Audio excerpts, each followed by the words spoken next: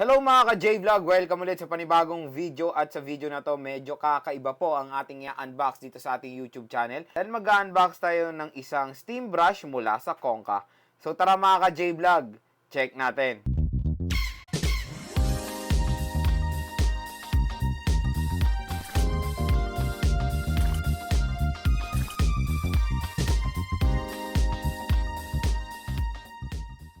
So mga ka-J-Vlog, introduce ko sa inyo tong steam brush mula sa Konka. So kumbaga para siyang plancha pero mas high-tech. Kumbaga kasi gagamit tayo ng steam para sa pagplancha natin. So itong steam brush na to ay para sa mga lukot na clothes, sa mga bedsheet nyo. Yan, i-steam yan mga ka-J-Vlog pag sa mga bedsheet para mas maging malinis. So ang tanong, magkano ba tong Konka steam brush?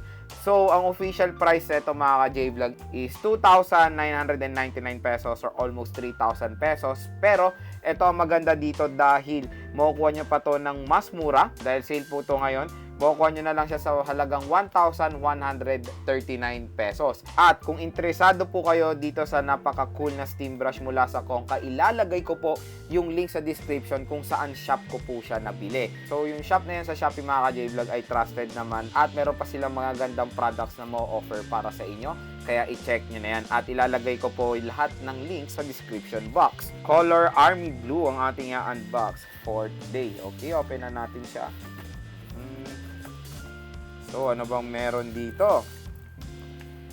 Meron tayong instruction manual and a after sales warranty card. So, meron tayong foam gloves dito para iwas paso. Siyempre, alam niyo naman na mainit to.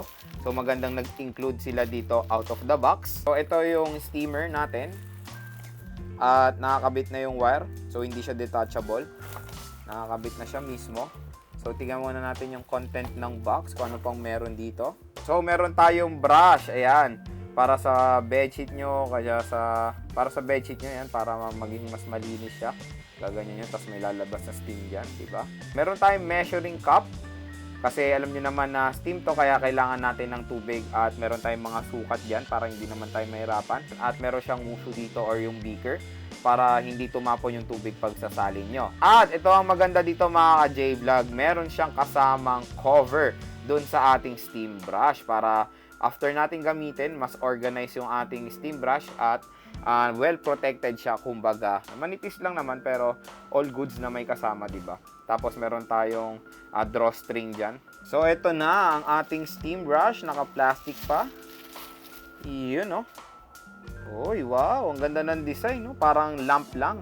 Pero ang maganda dito yung texture niya mga ka-J-Vlog is matte finish. So wala siyang glossiness dito. Good na good yan para iwas din sa mga scratches. So ito yung saksakan niya at bilog siya mga ka-J-Vlog, kaya kailangan nyo po ng adapter.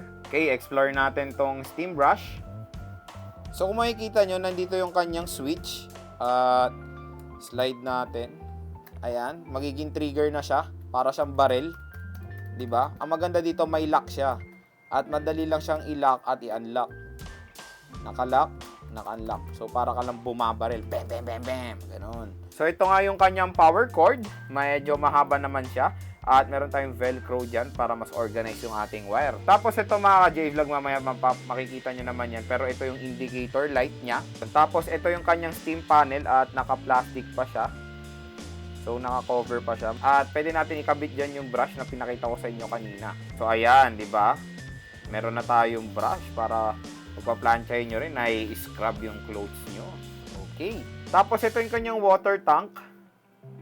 Ayan, dito tayo maglalagay ng tubig. At i-twist nyan para maalis yung water tank para paglalagyan nyo ng tubig. Ayan. Tapos, sa baba, dito kayo maglalagay ng tubig. Ito yung ceiling plug niya. So yun mga ka-J-Vlog, very simple lang naman itong ating steamer. So tara, i-try natin siya ngayon.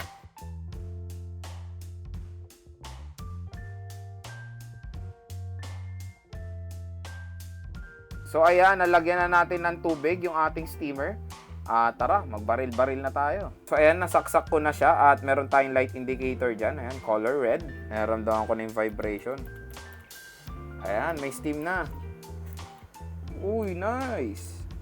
Wow, diyan natin mag-focus. May steam. Uy, mainit. Mainit. Malamang mainit. Pero yan, kita nyo, lumalabas na yung steam. So, tara, try natin sa clothes. Kung makikita nyo, color green na siya, meaning good to go na siya.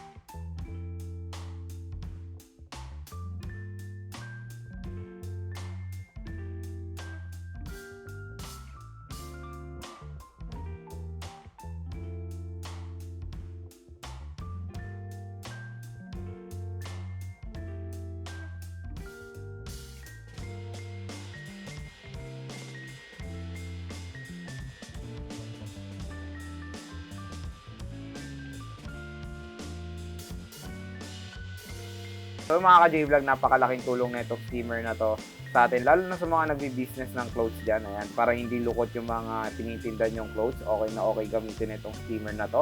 At syempre sa mga pumapasok sa opisina, pinaka-importante talaga yung polo natin dapat hindi lukot at magagamit natin dyan yung steamer na to. At itong steamer na to ay pwede rin sa mga stuffed toys nyo, sa mga bedsheet yan, pwede nyong pasadahan na itong steamer para linisin yung mga yan. So kung interesado kayo dito sa napaka-cool na steamer ng Konka, ilalagay ko po yung shop kung saan ko po ito nabili.